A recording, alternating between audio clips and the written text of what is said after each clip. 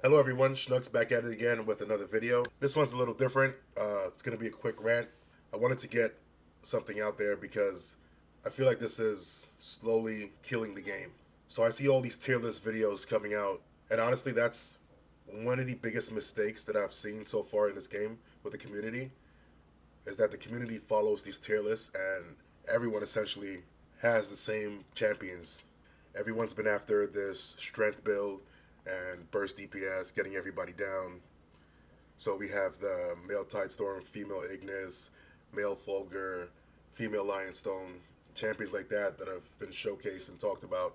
We've just pretty much forgotten about all the other champions. With that being said, with the release of the female Devala, shortly followed by Vigor, that led to a disaster. I wouldn't say Vigor's broken. Vigor got changed. It's regulated now. People are complaining about leaving because female Devala is too strong. Uh, a group of players were able to get a massive amount of Vigor level boost when it was first introduced. A large portion of the community are upset, up in arms. People are talking about quitting the game, starting new accounts because of it, things of that nature. Most of the videos that come out, every time a champion's released, it's all focused on, oh, Devala counter, oh, this is the counter for Devala, this is it, this is it. That's getting super old. I fell into that trap because I followed along most of the guys. I've done the same things. I too fell into that trap.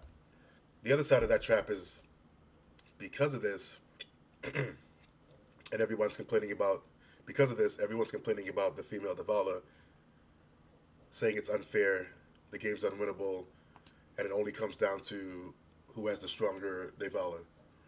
Well, I think that approach kind of breaks the game down for free to play players, for players that don't have a lot of resources or bottomless stream of cash where they can just buy all the packs, win all the challenges. Because once you take that away, you can't grow as fast to be able to level up your vigor.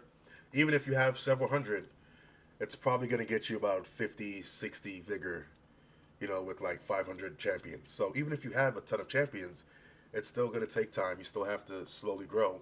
While the other players that are ahead, that have that vigor boost, if they're not maxed, they're still able to work towards getting higher when they're already leagues ahead of everyone else.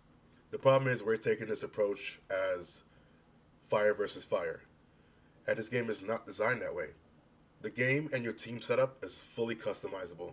You can go any route, whether it's sustain, just pure defensive, shield survivability, DPS, which is the most popular one, just max damage, burst damage, CC.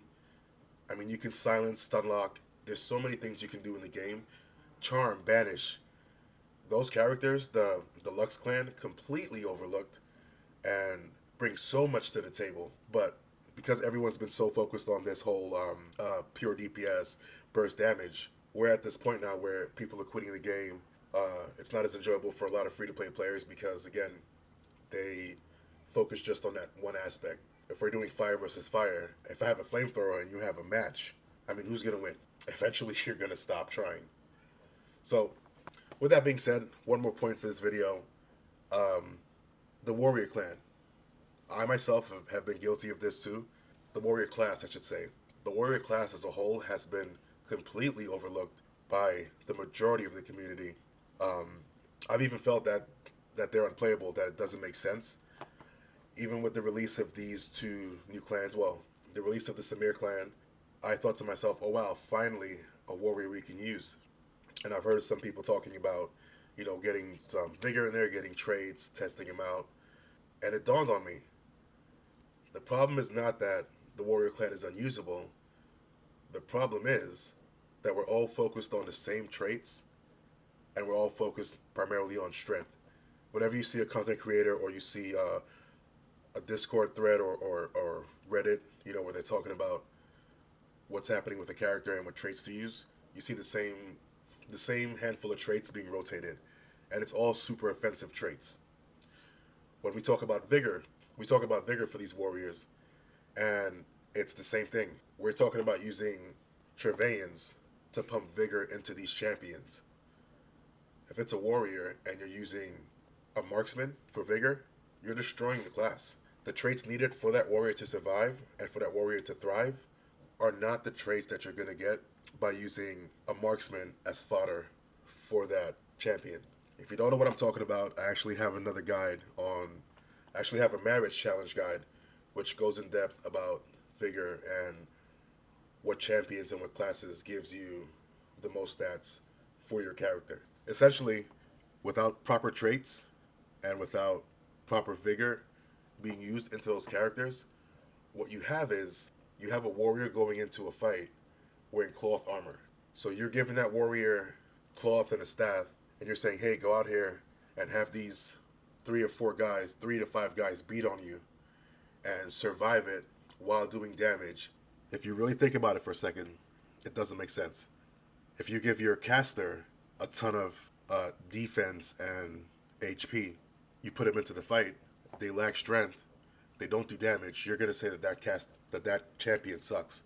In reality, it's not the champion. You messed up. The tools you give to that champion weren't the tools needed to do the job. So we need to start figuring out how exactly to gear, how to put traits on our warriors and our tanks. And when I say gear, of course the gear comes standard for everyone, but I'm talking about Vigor. What stats we're gonna pour into them to make them viable for our comp and for our teams. I just want to say, keep in mind, next time you see a thread or you hear content creators say that a champion's garbage, all that tells me, and what that should tell you, is that they haven't quite figured out just how to use that champion. They haven't found a place for it yet on their team. They haven't found a place within the game yet where that champion shines, essentially. So let's keep that in mind. I'm hoping other content creators out there are going to pick up on this message and start sharing it, because the game is brand new. It's evolving rapidly. There are new things coming out all the time, new game modes. There's been at least 5 different game modes since I started playing this game mid-October. Okay, new game modes, new bosses, new challenges, new PvP events. I mean, the game is growing. Some of these champions that we think don't have a spot, they will very soon. We recently had the new clan boss release. With the new boss introduction and the new abilities, it completely changed my team comp. I wasn't able to come in with the same team and do the kind of damage or get the kind of rewards that I had previously gotten, because now different characters are needed, different traits, different abilities come into play, and thankfully for the first time, and finally champions like my female Lux, my male Lycanus, actually has a role now and has a spot on the team. So I've had to reset my traits and my champions to be able to use the champions needed to succeed in that area of the game. Here's looking out for the future, man. I think this game is great. I want to keep the game alive. I want to make sure the community gets more involved, but we have to start helping each other out. And the way to help each other is not to discourage anyone else or have an entire community looking for 5 characters, okay? Any character you get, you should be able to use and find a group or a comp that works well with it. It's just about taking some time and figuring out what's happening. So I started a spotlight series. I want to try to rotate through each champion and give them a breakdown, talk about their skills, what traits might be best for them, and where they could be useful, because it's not all about the female Lionstone and, you know, getting that ult off and doing a crap ton of damage.